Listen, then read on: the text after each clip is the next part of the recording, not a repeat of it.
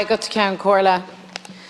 The streets of Dublin's north inner city haven't been safe for a long time. The area is scourged by open drug dealing, drug taking, on-street nuisance drinking, constant and threatening antisocial behaviour.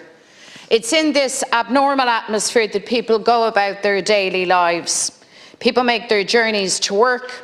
Parents do the school drop-offs with the ever-present hum of menace, risk and an overriding lack of personal safety. Over the course of Fine Gael's 12 years in government, people have been robbed of their safety. Garda stations have been closed or put on reduced hours. Community Garda numbers have been decimated. Gone are the days of the Garda on the beat, the very bedrock of effective community policing.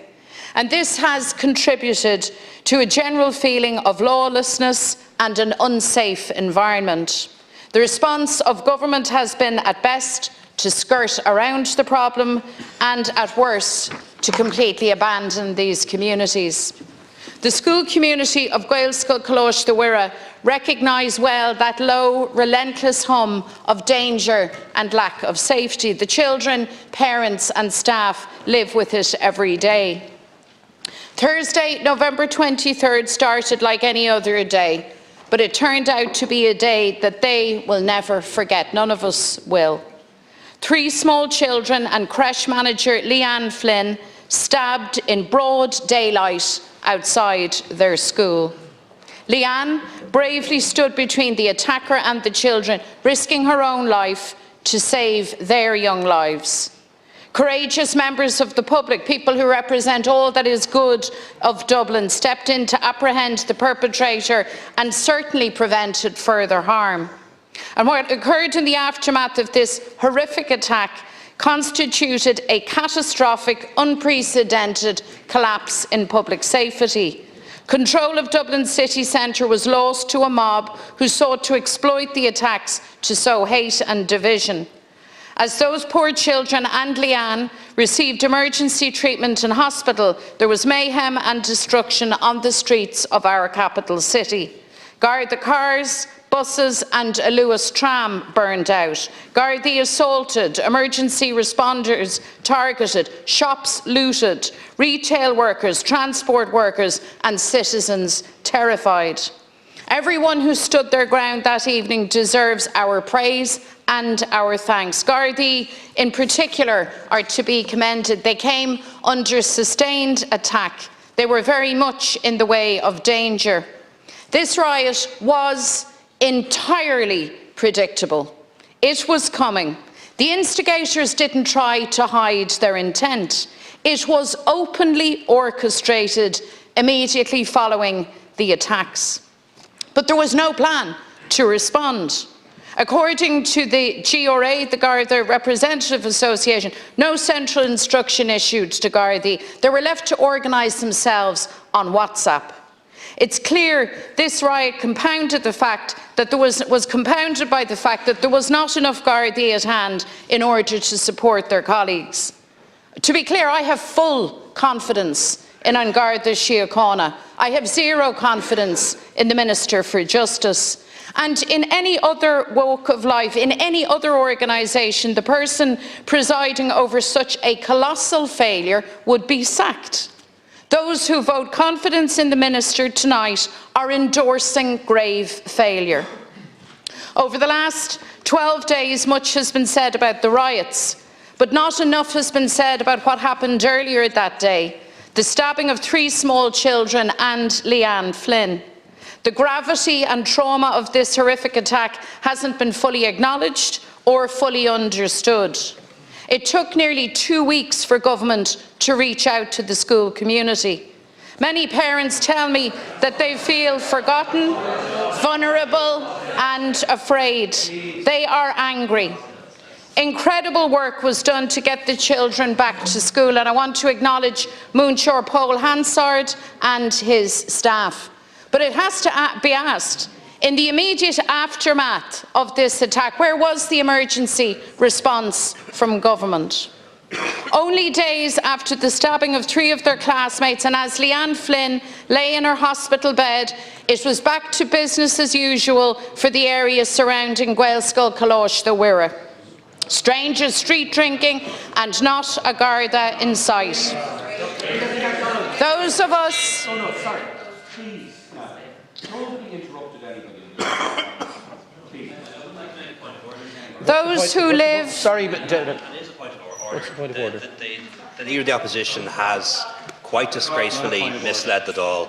There was contact from government with the school within 24 hours of the events. Several ministers did so. She knows that. It's deliberate misleading and it should be withdrawn. And I call on her to be decent for once and withdraw it. Please. I'd like, can we please conduct the business in an orderly fashion? When the turn returns to government to speak, you can refute what has been said by Deputy McDonald. Now, should be withdrawn. Fine, but are you going to withdraw it? I am not. Right. I'm stating the facts on the record of the Dáil. Those who live... Those who live and work here, who walk these streets, who've grown up in Dublin and who love this city, know the score. The broken lives, broken spirits, broken health and bodies of the walking wounded. Government refers to them as vulnerable. I call them the brutalised, the forgotten, failed by government after government.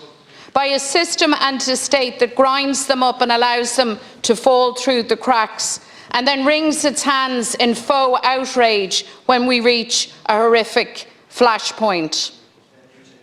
I refer to those who call the streets their home. Government should be held to account for the hardship that these people endure. Small children should never have to witness it or to bear or to shoulder that traumatising burden.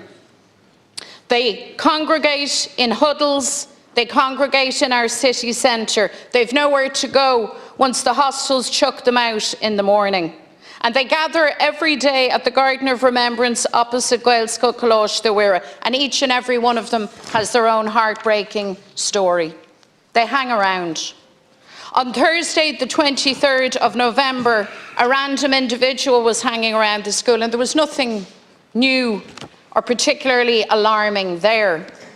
But on this day, a knife was produced, wounds were inflicted, blood spilt, children screamed, sirens wailed, word spread, and parents, hearts in their mouths, ran to the school. The panic was overwhelming. The fear, is my little one hurt? For 3 families, the news wasn't good. The nightmare of every parent came to pass, and for Leanne Flynn's family, a horrifying reality dawned. Let me be clear. The only person responsible for that stabbing nightmare is the perpetrator. Those responsible for the riot were the rioters. But it is the responsibility of the Minister for Justice to ensure that our streets are safe, to ensure that An Garda Síochána have the resources that they need.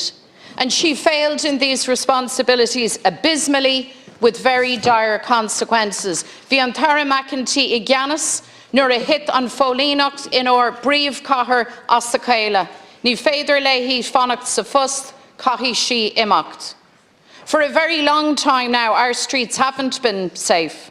Despite communities and businesses crying it from the rooftops, there has been no step change or urgency from government. But that change has to start now. Even in these darkest of times, I believe we can turn the tide back in favour of community. With the right policies and determination from government, confidence in public safety can be restored and strengthened.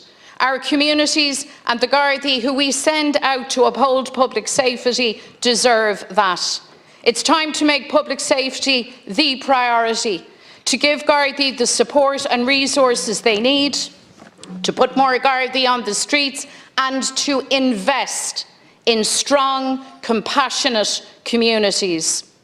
You say that we are politicising this issue. So let me say it clearly. There is nothing more political than keeping people safe. In fact, the first responsibility of any government worthy of the name is to keep its citizens safe. And to make sure this happens, we need a major change of direction.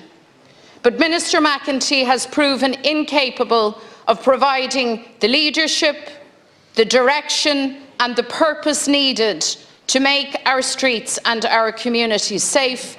The Minister's position is untenable and she must go. 5.5 minutes.